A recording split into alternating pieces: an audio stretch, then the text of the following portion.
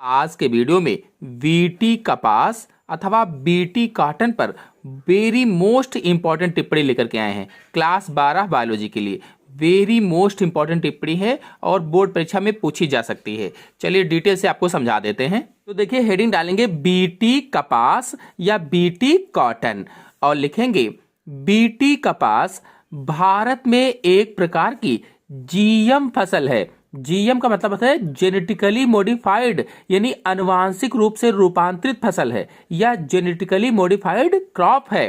अर्थात बीटी कपास आनुवांशिक रूप से रूपांतरित कीट प्रतिरोधी फसल है, कीटों के प्रति प्रतिरोधी है, इसलिए कीट प्रतिरोधी कहा गया है। बीटी कपास को बैसिलस थुरिनजिएसिस जीवाणु की आविस प्रोटीन का संश्लेषण करने वाली जीन से बनाया गया है। देखिए आपको बता दें, जो बैसिलस थुरिनजिएसिस होता है, बैसिलस थुरिनजिएसिस जो जीवाणु है, यह जीवाणु मृदा में पाया जाता है, मृदा में, और इसके प्लाज्मिड के ऊपर एंडोटॉक्सिन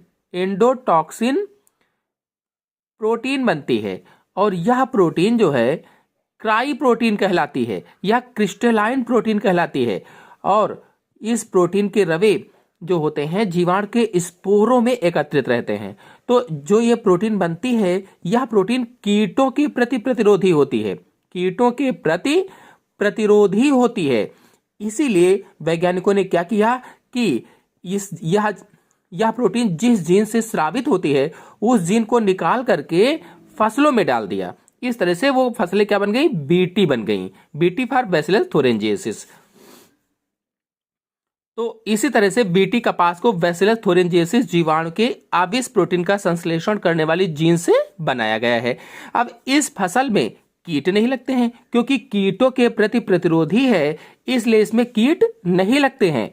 बीटी कपास का यह पादप प्राकृतिक रूप से विषाक्त पदार्थ उत्पादन करता है।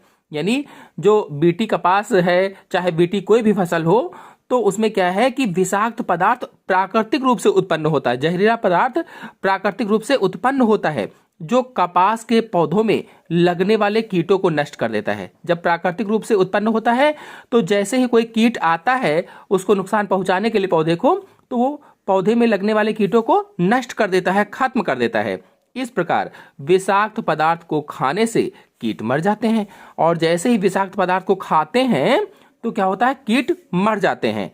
इस प्रकार फसल कीटों से बच जाती है, यानी इस प्रकार से फसलों पर कीट नहीं लगते हैं और कीटनाशक का प्रयोग नहीं करना पड़ता है। तो जो कीटनाशक पर व्यय होता है, जो खर्चा होता है, वो बच जाता है।